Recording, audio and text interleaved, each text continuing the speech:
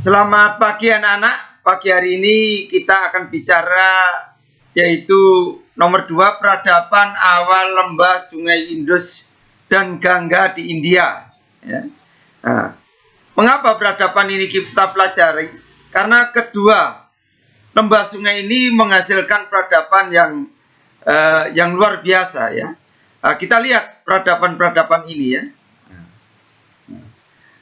Di lembah Sungai Indus itu ditemukan dua kota kuno. Ya.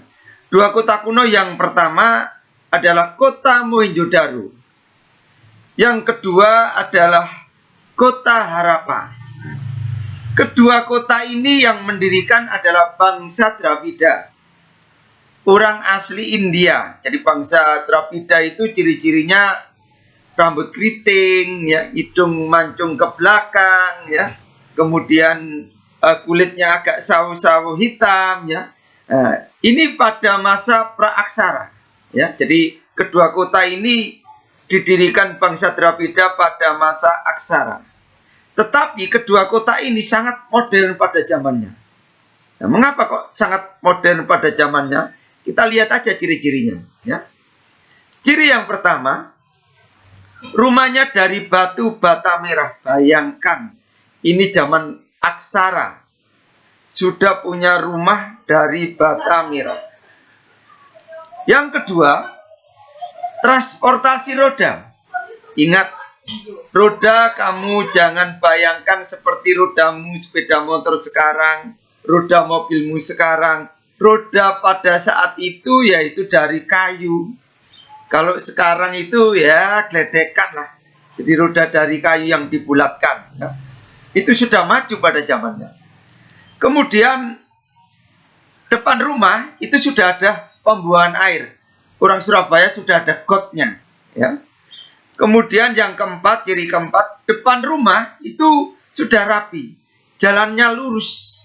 Jadi rumah berhadapan-hadapan, depan rumah kanan kiri itu sudah ada gotnya, jalannya lurus. Nah, untuk lebih tahu tentang kota Mohenjo-daro dan Harappa secara lengkap, mari kita saksikan film pendek tentang kedua kota ini.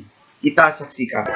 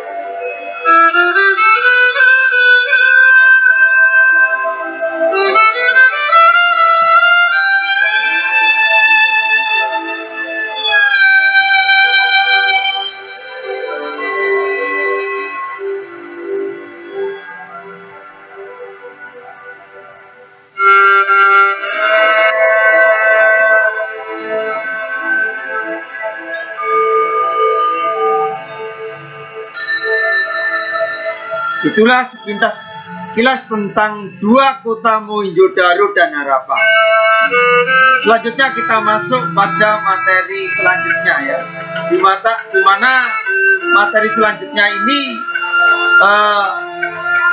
bangsa Dravida yang sudah tenang itu kedatangan tamu tidak diundang, istilahnya itu ya. Yaitu kita lihat materi selanjutnya.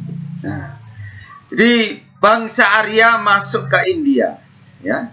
Saat itu bangsa Arya masuk ke India itu lewat celah. Jadi satu-satunya jalan menuju ke India itu ada satu jalan, namanya celah Khyber Pass. celah Khyber Pass. Nah, satu-satunya jalan masuk ke India. Nah, bangsa Arya ini berasal dari Indo-Jerman. Jadi Indo-Jerman itu kalau sekarang itu Turki ya. Jadi bangsa Arya ini memang nomaden ya. Ciri-cirinya ganteng, kulit putih, hidung mancung ke depan, rambutnya gelombang ya. Untuk lebih jelasnya bangsa Arya ini kita lihat cuplikan film tentang bangsa Arya. Kita lihat. Adalah ras yang ideal dan murni. Ras Nordik dalam taksonomi akhir abad ke-19 dan awal abad ke-20 disebut juga dengan ras Arya. Adolf Hitler yang terobsesi dengan ras murni telah membunuh banyak nyawa tak berdosa karena bukan keturunan suku Arya. Sejak saat itu, suku Arya menjadi sangat populer dan dianggap sebagai ras manusia paling murni dan ingin dinikahi banyak orang. Nazi percaya suku Arya memiliki darah murni paling banyak di antara semua orang di bumi. Ciri suku Arya yang ideal adalah memiliki kulit pucat, rambut pirang, dan bermata biru. Akibatnya, banyak orang dari berbagai negara di seluruh dunia mencoba mendapatkan keturunan Arya murni. Banyak wanita dari berbagai negara meminta kesediaan pria di desa ini untuk memberi keturunan kepada mereka. Dilansir dari laman Bolski, berikut fakta unik suku Arya dan alasan mengapa banyak wanita ingin punya keturunan dari suku Arya. Warga desa Dilada diakui memiliki garis darah murni dari Arya. Menurut sejarawan, sebuah suku bernama Brokpa memiliki mata biru, kulit terang, dan posturnya lebih tinggi daripada anggota komunitas lainnya. Suku Brokpa inilah yang diyakini sebagai keturunan suku Arya. Pasalnya, hubungan genetika mereka ditemukan saling berkaitan dengan anggota pasukan Alexander yang menetap di ladang.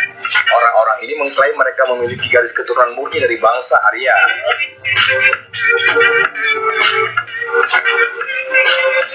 Menjunjung tinggi nilai-nilai leluhur dan memiliki keunikan genetik. Orang-orang Brokpa bangga akan leluhur mereka dan keunikan genetika yang mereka miliki. Mereka bahkan mempertahankan cara hidup dan keunikan genetis dengan menggunakan sanksi sosial dan aturan yang kuat dalam kehidupan bermasyarakat.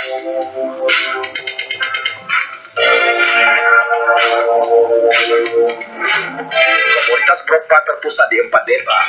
Menurut para sejarawan, pada 1991 hanya ada sekitar 1.900 Brokpas yang hidup dan mereka terpusat di 4 desa di ladang. Individu-individu ini sangat menonjol dalam ras dan etnis. Oleh karena itu, mereka adalah komunitas yang erat dan mengasingkan diri secara perlahan dari dunia luar. Ketika seorang gadis menikah di luar kasta atau kelompok etnis mereka, maka ia tidak diizinkan kembali untuk memasuki desanya.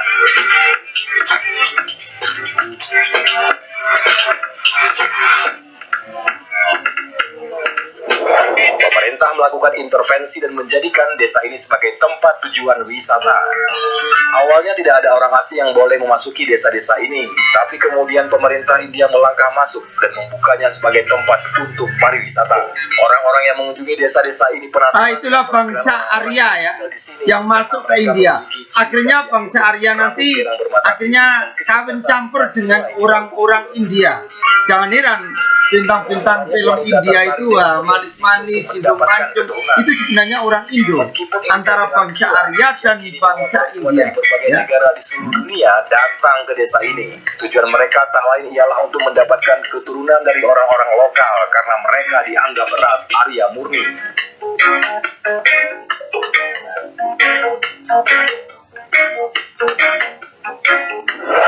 Menjadi tempat bisnis. Setelah banyaknya kasus wanita yang mengakui bahagia dihamili oleh pria setempat, desa ini sekarang menjadi tempat bisnis. Tempat ini dijadikan sebagai wisata bagi wanita yang ingin hamil dan mendapatkan keturunan dari suku Arya. Baiklah, itu sesi pertama dari India. Saya kira materi sampai di sini.